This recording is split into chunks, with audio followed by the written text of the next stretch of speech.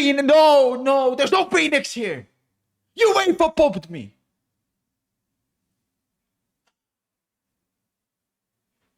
Like, are these guys for real? Are you mad, UEFA? After everything I'm doing for the sport, and amongst this pathetic loser generation, who all they care about is playing video games. And here I am there. Every single game. Every single day. For the past 5 years or so. Getting these losers invested into our beautiful sport. And you copyright strike both of my Twitch and my YouTube. Because I shown a replay of a goal. Where are the priorities? Are you mad? But I dove deep into it. It's deeper.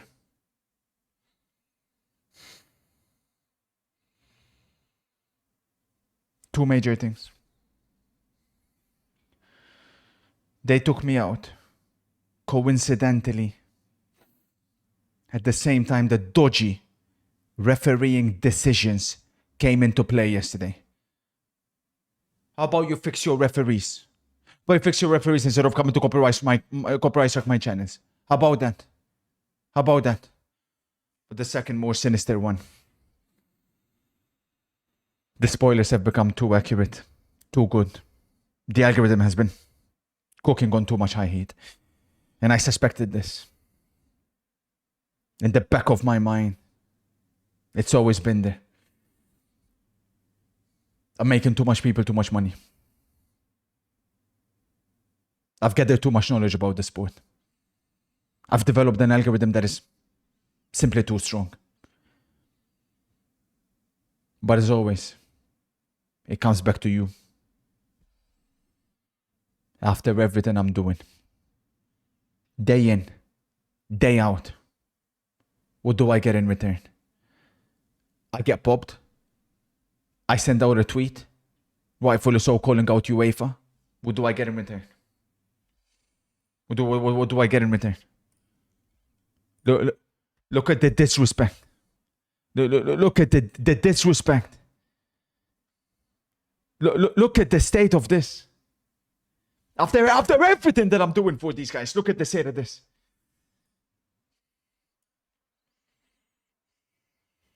Look at this. Look at these cowards, man. Grade A cowards. Freaks. Freaks. Using my goat. Freaks. Look at the state of this. Look at these guys. My username checks out. This is what you care about, UEFA. Attacking innocent, humble football experts. Vile stuff. So unfortunately that means, because I don't know how the suspension, it's 1 or 2 days.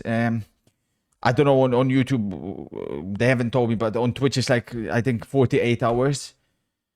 So I unfortunately over the next couple of days, we will be live because they're not going to stop us. There's too much chuching to be made. But we will be live on Kick. I will be leaving my link down there, and we'll be live for tonight's matches, of course. Not the early kickoffs, but the later kickoffs.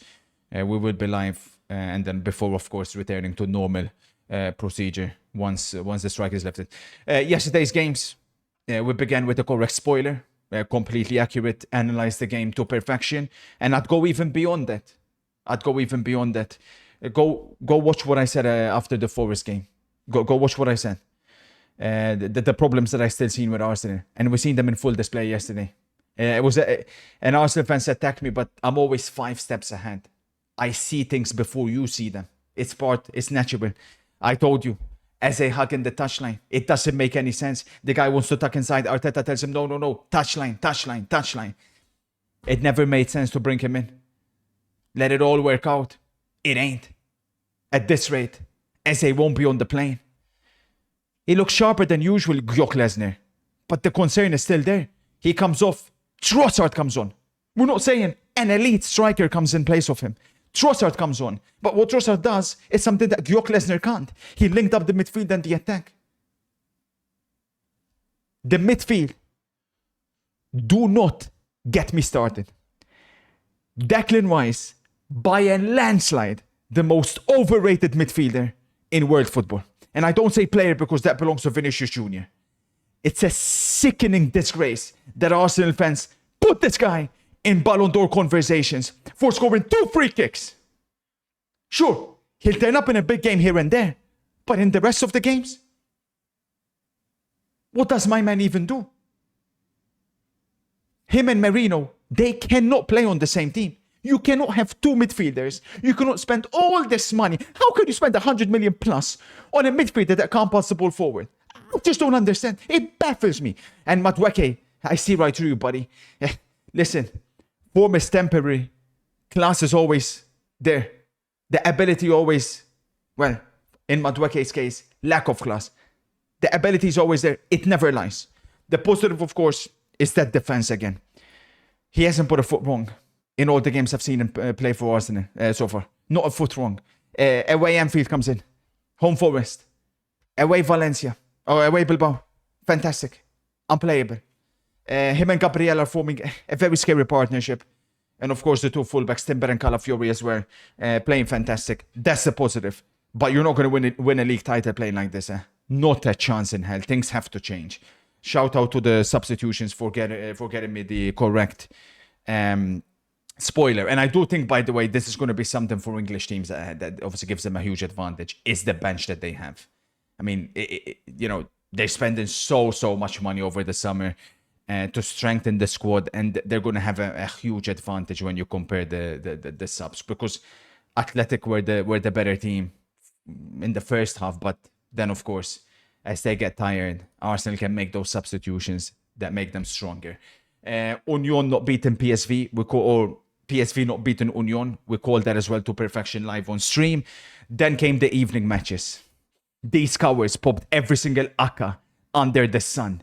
Bruno, F off, in comes Jose Mourinho. But for Benfica, I am afraid, even with Jose coming in, it's going to be long.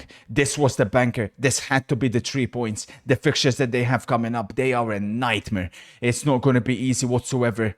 But then again, if anybody can pull it off, it is Jose Mourinho. They have a good team, Benfica. It's just a disgrace of a manager. How on earth can you lose to Karabakh? Not just lose, deservedly lose. They got outplayed. Took a 2-0 lead, stop playing. This guy, by the way, this guy, by the way, what on God's green earth? What does he even do? I rewatched the game, I couldn't be, what is he even doing? It makes no sense. Jose, tough job, eh? This guy's a special player, though, Sudakov. Then, of course, we had the crazy game. I said 1-1, 1-1, 4-4. What's the difference? It's a draw, analyzed to perfection. The game had everything. First half, nothing happened. We had the both teams to score. We were worried about that. We didn't need to be worried. 8 goals in the entirety of the second half. Nobody would collapse if like Dortmund. I mean, there's the biggest chokers in world football. How can you be leading by the 94th minute by 2 goals and you still don't win the game? I mean, it's absolutely crazy. But listen, Juventus deservedly got something from the game. I'm a humble football expert that calls it like it is. They should have had a penalty. Dortmund's penalty should never be a penalty in a million years. But UEFA care more about copyright striking me than actually making good refereeing decisions. This guy's reaching a level which is concerning me by the minute. It's the best thing Tudor has done. Thiago Motta had this guy playing on the right. Tudor gave him the keys, and my oh my, he's reaping the benefits. Jonathan David, trash. Thuram yesterday, trash. Vlahovic, Juve fans have no right to celebrate what he done yesterday. That was one of the best substitute performances I have seen. He comes on, changes the game completely. Again, class is permanent. But then you got Prem-tard clubs spending 70 million on Brock Lesnar or spending 40 million on Liam Delap. Come on, man. Do they not understand? He was available for 20 million. Probably even less. Stupid idiots. Then, of course, came the Real Madrid Marseille game. The spoiler called it. I told you Marseille plus 1.5 for a reason. Because of what happened yesterday. Yet again, UEFA, you are a disgrace. Sickening. How can there ever be a penalty in a million years? Arda Güler, almighty stinker, while Yildiz is shining. Questions have to be asked. They have to be asked. 2 penalties. Mbappe delivers. Good first half from Real Madrid. They played well overall, but so did Marseille. It was a fantastic game of football. But once the red card happened and the Carvajal sending off, there was no way Madrid were going to win without cheating. And sure enough, they had to cheat to win. Disgrace. Mastantuano, I seen the glimpses, but your end product, Lord have mercy, what is that? Potential best left back, by the way. Crazy. He hasn't put a foot wrong for Real Madrid yet. Militao, disaster. Aubameyang had him on the rails. Greenwood, fantastic. Weah, wow. The 2 centre-backs I thought were really good as well. Pavard, exceptional. Kondogbia, I love what I seen. The first was not a penalty either. They had to cheat. Both penalties. Sickening scenes. And Trent popping. Aya. When he comes back, he's going to be even more behind Dani Carvajal. So cause for concerns. Then, of course, the final game was the one that we didn't analyze correctly. But then again, did we? I said Villarreal double chance. How can I account for a mistake like that? You ought to be ashamed of yourself, Luis Jr. Luis clown. Luis disgrace. I can't believe how you can make a mistake like that. I mean, it's not even one of those where like, okay, I can see maybe the way the ball was moving. In a Champions League game, that is embarrassing. In a game that basically had nothing. Spurs end up picking up crucial 3 points. The spoiler got this one wrong. But then again, did he? That's it for yesterday's matches. Like I said, for today's, unfortunately, well, not unfortunately, but we will be live on Kick. Much love to Kick. I'll put the link in the description. UEFA, shame on you. And to every single individual, every single dirty FIFA cretin that was celebrating the Phoenix's demise. We will be back. We will always rise. UEFA, shame on you.